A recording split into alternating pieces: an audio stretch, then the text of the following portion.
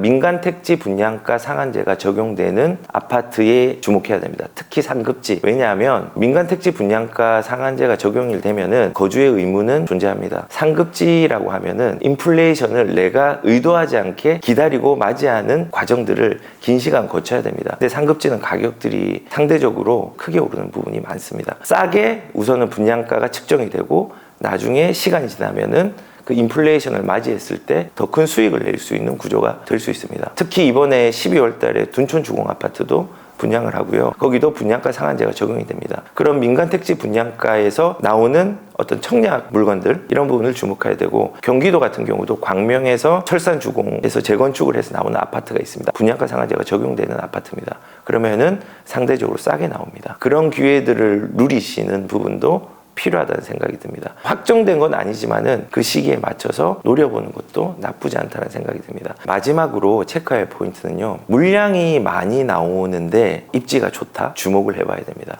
예를 들어서 지금 물량이 많이 나온 데가 경기도로 치면 성남에서 되게 많이 나옵니다. 그리고 강동 쪽에도 있고 여러 군데가 있지만은, 그러면 영향을 또 어디 미치느냐? 송파 쪽에도 영향을 미칩니다. 송파랑 강동 같은 경우는요, 가격들이 조금 떨어져 있어요. 성남 같은 경우도 가격들이 분당까지도 영향을 미칩니다. 근데 거기들은 상급지예요. 경기도 같은 경우는 분당 쪽이나 이런 지역들을 노리시는 것도 나쁘지 않고, 성남, 하남 이런 지역이죠. 송파도 괜찮습니다. 강동도 괜찮고. 지금 시기별로 말하는 거지 언제나 들어가라는 건 아닙니다. 우리가 부동산이 어려운 시기는요, 이게 어렵다고 절망하지 말라고 했잖아요. 활용의 대상이 돼야 되는 거지 위기로 인식해서 좌절의 대상으로 만드는 시기가 아니라는 겁니다. 그리고 돈이 너무 많이 들어가잖아, 그렇게 생각하신다면은 경기도에서 하급지 중에서는 중하급지죠. 수원이나 이런 데 물량이 굉장히 많습니다. 8,000세대 이상이 하반기에 나왔습니다. 그러면은 거기에 가격들이 많이 빠졌습니다. 그런데 거기에 정비 사업이라든지 리모델링이 되는 물건들이 있습니다. 투자금도 많이 안 들고 실거주로 들어가기에도 적합한 가격입니다.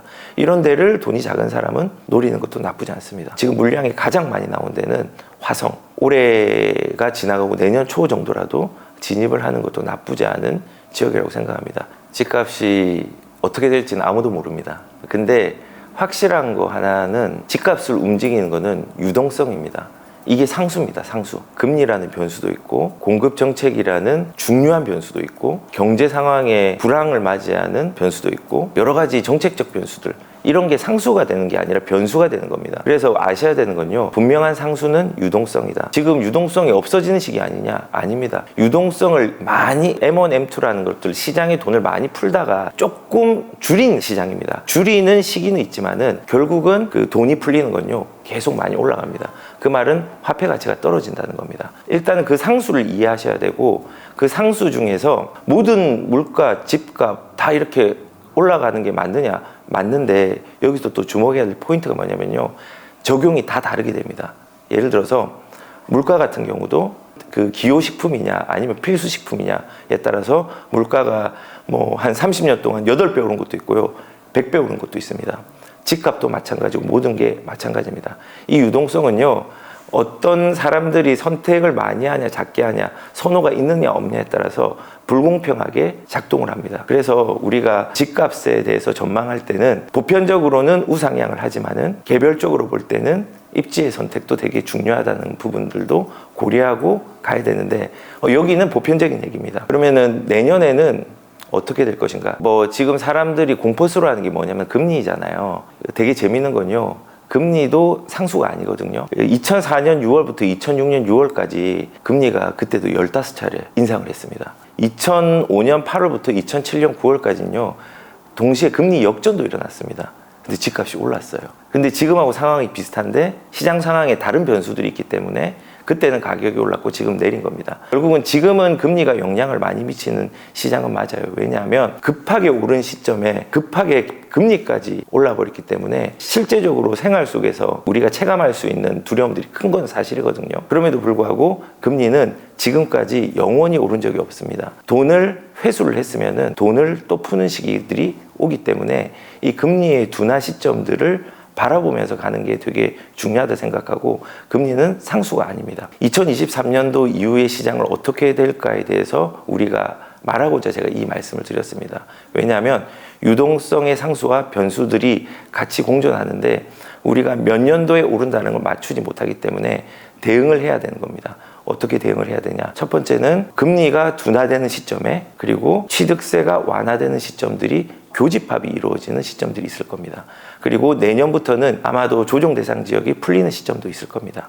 그 시기가 사실은 거래량들이 늘어날 수 있는 발판을 마련해 주는 시기거든요. 지금은 무주택자밖에 움직일 수 없는 시장이지만은 2주택자, 3주택자, 다주택자 모든 사람들이 조금은 움직이면서 거래량들을 키울 겁니다. 그러면서 변곡점을 맞을 수 있는 시점이 될 수 있다고 생각합니다. 특히 몇 월 며칠 날 가격이 오른다 이게 아니라 우리는 규제의 완화라든지 금리의 둔화의 시점들이 오면은 그때 거기에 발맞춰서 적극적으로 대응하자라는 걸로 전망하고 대처하는 게 현명하다 저는 생각합니다. 기억해야 될 거는 원리를 기억해야 됩니다.